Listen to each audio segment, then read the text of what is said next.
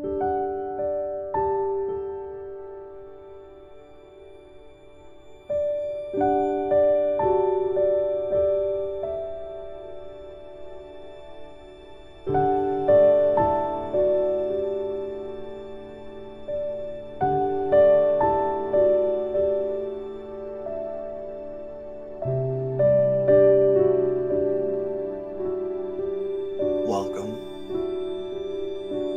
to a year of eternal love.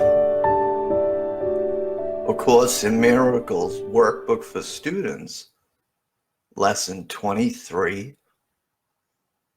I can escape from the world I see by giving up attack thoughts.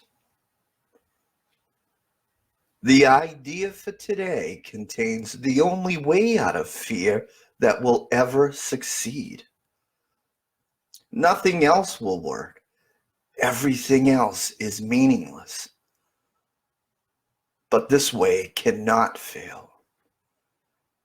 Every thought you have makes up some segment of the world you see. It is with your thoughts, then, that we must work. If your perception of the world is to be changed, if the cause of the world you see is attack thoughts, you must learn that it is these thoughts which you do not want. There is no point in lamenting the world. There is no point in trying to change the world. It is incapable of change because it is merely an effect. But there is indeed a point of changing your thoughts about the world. Here, you are changing the cause. The effect will change automatically. The world you see is a vengeful world, and everything in it is a symbol of vengeance. Each of your perceptions of external reality is a pictorial representation of your own attack thoughts. One can well ask if this can be called seeing. Is not fantasy a better word for such a process? And hallucination a more appropriate term for the result? You see, the world that you have made, but you do not see yourself as the image maker. You cannot be saved from the world, but you can escape from its cause. This is what salvation means. For where there's a world you see when its cause is gone, vision already holds a replacement for everything you think you see now. Loveliness can light your images and so transform them that you will love them, even though they were made of hate. For you will not be making them alone.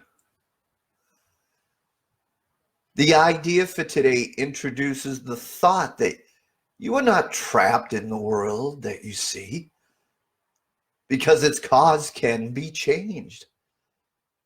This change requires first that the cause be identified and then let go, so that it can be replaced. The first two steps in this process require your cooperation. The final one does not. Your images have already been replaced.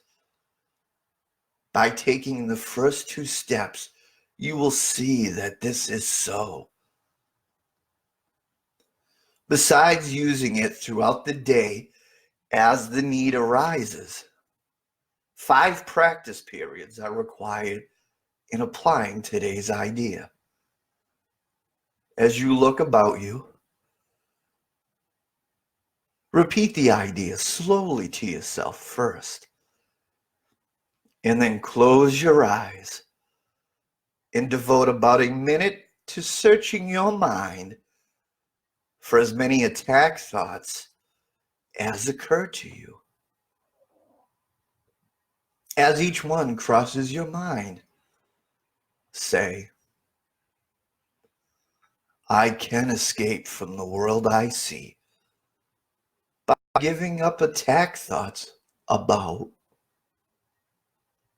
blank. Hold each attack thought in mind as you say this, and then dismiss that thought and go on to the next. In the practice periods, be sure to include both your thoughts of attacking and being attacked. Their effects are exactly the same because they are exactly the same. You do not recognize this as of yet, and you are asked at this time to only treat them as the same in today's practice periods. We are still at the stage of identifying the cause of the world you see. And when you finally learn that thoughts of attack and of being attacked are not different, you'll be ready to let the cause go. And for the insights, this is a very valuable lesson because it's reminding us we are the image makers. The images on the screen of our mind is projected outwards. We need to be reminded of this, of our perceptions of an external reality is a pictorial representation of our own attack thoughts. And normally one may think that attack thoughts is purely judgmental thoughts, thoughts of separation. You're over there and I'm over here, separate bodies. And that's very true as well, that we think we're judging.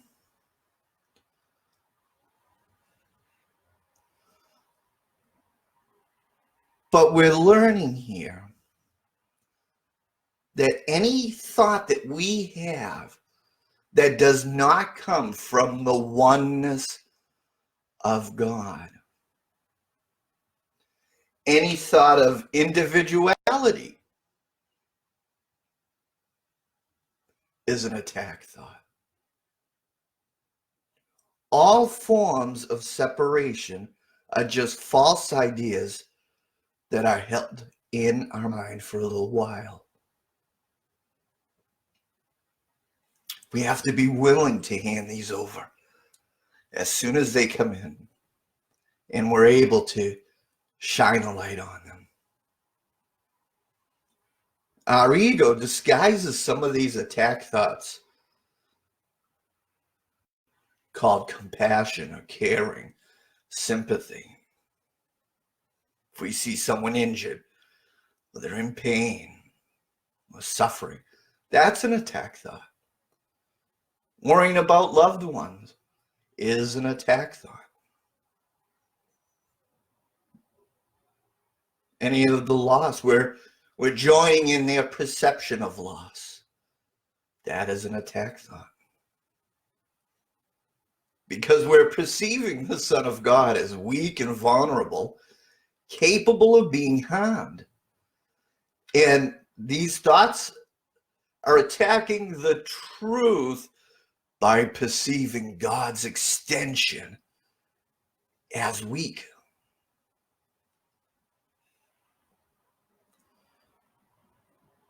We're created just like the Creator itself. The creations must be like the Creator. If I perceive God's creations as weak, I must also perceive in God as weak. And what this course keeps reminding us is that the love of God is all there is. And that is our strength.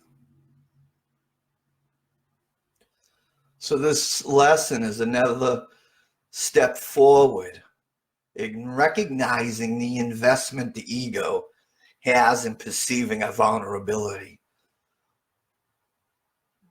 The vulnerability in ourselves, vulnerability in others. This is our willingness to turn that over. It doesn't mean that we're not to have compassion for anybody, but we're to show them the love and the unity of who we are in this oneness. When they come to us, we're not going to identify with the pain or the diagnosis or the ailment, but with the strength of love in our friend, in our brother. From this peaceful and loving place, and remind us of the strength of our oneness. I want to thank you for joining with me today. This is a year of eternal love. I love you. I hope you'll join me for tomorrow's lesson. And until then, God bless.